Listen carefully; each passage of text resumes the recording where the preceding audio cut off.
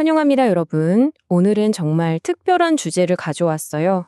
바로 시민의 영감이라는 자료를 통해 미국 시민이 된다는 게 도대체 어떤 의미인지 또 얼마나 엄청난 특권인지 한번 쫙 풀어보려고 합니다. 사실 시민권이라는 게 그냥 서류에 도장 하나 찍히는 그런 게 아니잖아요. 역사와 이상을 함께 공유하는 진짜 특별한 여정이죠. 자, 그럼 바로 들어가 볼까요? 본격적으로 시작하기 전에 이 말부터 한번 짚고 넘어가고 싶네요.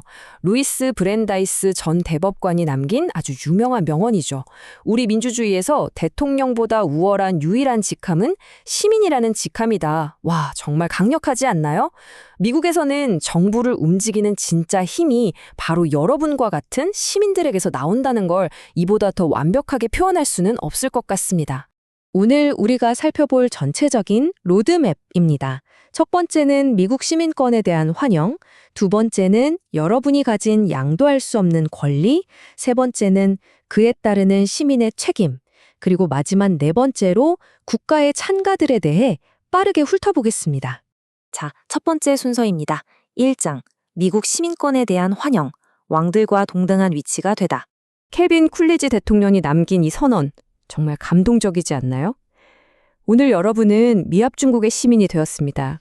왕들과 동등한 위치가 된 것입니다.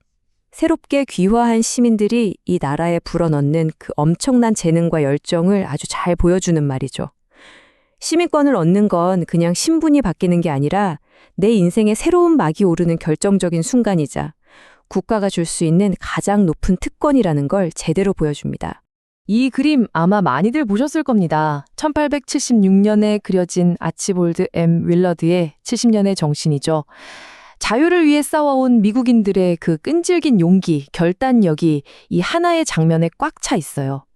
연감에서도 강조하듯이 이렇게 세계를 이어온 뜨거운 투지가 오늘날 새롭게 미국인이 된 귀화 시민들 마음속에서도 여전히 똑같이 숨쉬고 있다는 겁니다. 다음은 두 번째 주제입니다. 2장, 여러분의 양도할 수 없는 권리, 헌법이 보호하는 자유. 미국이 200년이 넘는 시간 동안 계속 발전할 수 있었던 비결이 바로 여기 있습니다. 핵심 권리들 한번 빠르게 볼까요? 표현의 자유, 종교의 자유, 공정한 재판을 받을 권리, 무기 소지권, 그리고 투표권이 있죠. 또 연방정부 일자리에 지원하거나 선거에 나갈 권리, 마지막으로 생명과 자유, 행복을 추구할 권리까지. 정말 든든하죠? 핵심은 이겁니다.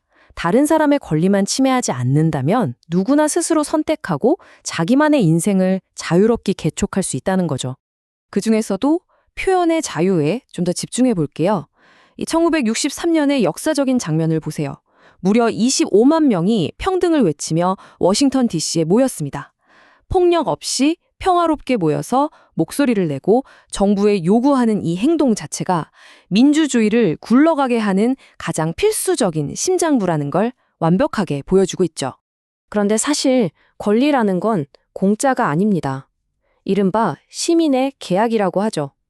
예를 들어 공평한 배심원단에게 공정한 재판을 받을 권리가 있다면 반대로 국가가 부를 때 내가 직접 배심원으로 나서야 할 책임도 있는 겁니다. 나를 지켜주는 이 시스템은 결국 내가 다른 사람을 지키기 위해 의무를 다할 때만 온전히 유지된다는 뜻이죠. 자연스럽게 세 번째 주제로 넘어가 보겠습니다. 3장, 시민으로서의 책임, 우리 정부 시스템의 유지. 이 나라의 빛나는 자유가 어떻게 계속 유지될까요? 정답은 시민들의 적극적인 참여입니다. 헌법 수호, 선거 참여, 법률 준수, 세금 납부, 배심원 의무, 그리고 필요할 땐 국가 방어까지. 이렇게 쭉 나열해보면 좀 무거워 보일 수도 있는데 사실 제일 중요한 건 이겁니다. 나와 다른 사람의 권리와 생각을 존중하는 관용, 그리고 우리 동네, 지역사회 문제에 적극적으로 관심 갖는 것. 이게 바로 자유로운 사회를 만드는 진짜 비결이거든요. 여기서 재미있는 점은 이 책임이라는 게 우리 삶 속에서 참 다양한 모습으로 나타난다는 거예요. 한쪽을 보시면 1944년에 시민이 투표권을 행사하는 아주 엄숙하고 가장 기본적인 의무의 장면이죠. 반면 다른 쪽은 아메리코프 단원이 아이를 가르치며 봉사하는 아주 따뜻한 모습입니다. 투표소에서 한 표를 던지는 것부터 내 시간을 내어 이웃을 돕는 것까지 이 모든 게 다 책임을 다하는 훌륭한 모습입니다. 물론 국가를 지켜야 하는 아주 무겁고 중대한 책임도 있습니다. 제1차 세계대전 당시 병사들이 충성 맹세를 하는 모습인데요. 이거 아셨나요? 역사적으로 정말 많은 이민자들이 직접 군 복무를 하면서 이 시민권을 스스로 얻어냈다는 사실요. 위기 상황에 기꺼이 나서서 나라를 지키는 것, 이것 역시 책임을 증명하는 아주 숭고하고 멋진 방식입니다. 자, 이제 오늘의 마지막 순서입니다. 4장, 국가의 찬가, 미국의 이상을 표현하다. 미국인들은 아주 오래전부터 자신들의 가치와 이상을 묶어두는 훌륭한 문화적 접착제로 시와 노래를 활용해왔습니다. 이 타임라인을 한번 쭉 따라가 볼까요? 1775년 콩코드 찬가를 시작으로 1814년의 국가, 1860년, 1883년, 그리고 1893년 아름다운 미국까지 100년이 넘는 긴 시간 동안 작가들이 자신만의 시선으로 이 미국이라는 정체성을 어떻게 담았는지 한눈에 쫙 펼쳐지죠. 특히 미국의 국가인 별이 빛나는 깃발 탄생 스토리는 진짜 한 편의 영화 같습니다. 1814년에 변호사 프랜시스 스콧 키가 영국 군함에 포로 협상을 하러 갔다가 그만 배 안에 갇혀버렸거든요. 무려 25시간 동안이나 쏟아지는 맹렬한 폭격을 견뎌야 했습니다. 그리고 마침내 폭격이 끝나고 매캐한 연기가 거쳤을 때 요새 위에서 여전히 당당하게 펄럭이고 있는 거대한 송조기를 발견한 거죠. 적이 깃발을 향해 손을 뻗고 있는 그의 벅찬 모습이 보이시나요? 바로 이 순간이 우리가 아는 미국의 국가가 되었습니다. 또 다른 명곡이 탄생한 배경도 정말 흥미로워요. 1893년에 영문학 교수였던 캐서린 리베이츠가 콜로라도의 파익스피크 정상에 올라갔습니다. 거기서 끝없이 펼쳐진 마치 바다 같은 대지를 내려다보고는 완전히 그 장엄함에 압도되어 버린 거죠. 그 자리에서 느꼈던 감동을 그대로 적어 내려간 게 바로 그 유명한 아름다운 미국이 된 겁니다. 미국의 정체성을 이야기할 때 절대 빠질 수 없는 인물, 바로 시인 월트 휘트먼입니다. 그는 진짜 행동파였어요. 미국 전역을 여행하면서 사람들이 일상에서 어떻게 사는지 직접 눈으로 다 관찰했죠. 그리고 1860년에 나는 미국이 노래하는 것을 듣는다라는 멋진 시를 발표합니다. 나라를 쉼없이 굴러가게 만드는 평범한 노동자들, 목수나 구두장이 어머니 같은 분들의 일상과 목소리를 너무나도 훌륭하게 창야한 작품입니다. 자, 이제 마무리를 향해 가고 있는데요. 여기서 호기심을 자극할 질문 하나 드릴게요. 저 멀리 파도치는 석양의 관문에서 자유를 찾아 바다를 건너오는 새로운 미국인들을 두 팔 벌려 환영하는 그 거대하고 강력한 상징, 과연 뭘까요? 다들 눈치채셨죠?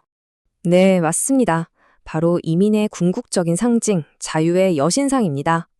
연기 속에서 치러진 1886년 제막식 당시의 인상적인 모습인데요. 사실 1883년에 엠마 나자루스라는 시인이 이 프랑스에서 온 동상의 받침대 제작비를 모으려고 시를 한 편 썼거든요. 그녀는 이 동상을 전 세계를 향해 희망의 빛을 뿜어내는 추방자들의 어머니로 상상했습니다. 자유의 여신상 받침대에 새겨진 그 유명한 새로운 거상의 한 구절을 한번 직접 읽어볼게요. 너의 지치고 가난하고 자유를 숨쉬고자 열망하는 웅크린 군중들을 내게 다오. 나는 황금의 문 곁에서 나의 등불을 높이 든다. 와, 자유와 기회를 찾아오는 모든 사람들을 향한 미국의 따뜻한 약속과 환영을 이보다 더 완벽하게 담아낼 수 있을까요? 오늘 우리는 시민권이라는 엄청난 특권부터 헌법이 보장하는 권리와 우리가 져야 할 책임, 그리고 이 모든 걸 하나로 묶어주는 문화적 상징들까지 쭉 살펴봤습니다. 자, 마지막으로 여러분께 이 의미심장한 질문을 하나 남기고 싶습니다.